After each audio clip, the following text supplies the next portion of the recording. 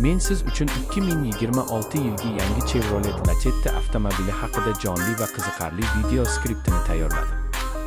Bu matn taxminan 900 ta belgi uzunlikda bo'lib, texnik ma'lumotlar bilan oddiy tilda tushuntirish uygunlashgan.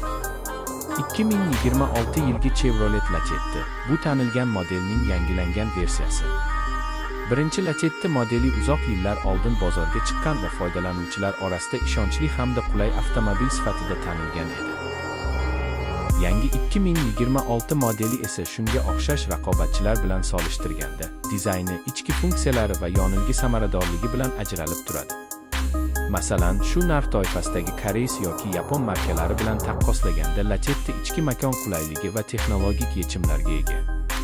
Mashinaning tashqi ko'rinishi zamonaviy chiziqlar, LED yoritgichlar va sport stili grilli bilan bezatilgan.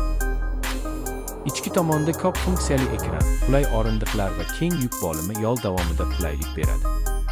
Dvigatel va uzatish qutisi kombinatsiyasi shahar va yo'l bo'ylab barqaror tezlikni ta'minlaydi. Yonilg'i sarfi ham raqobatchilar darajasida. Narxi bo'yicha Lacetti bozorda juda raqobatbardosh. U mavjud funksiyalar va xizmat ko'rsatish xarajatlari bilan ko'plab xaridorlarni o'ziga jalb qiladi. Uning asosiy ustunligi ishonchlilik, servis tarmog'i va kundalik foydalanish uchun qulayligi. Yangi Lacetti shahar hayoti va uzoq yo'l sayohatlari uchun ideal tanlov bo'lishi mumkin.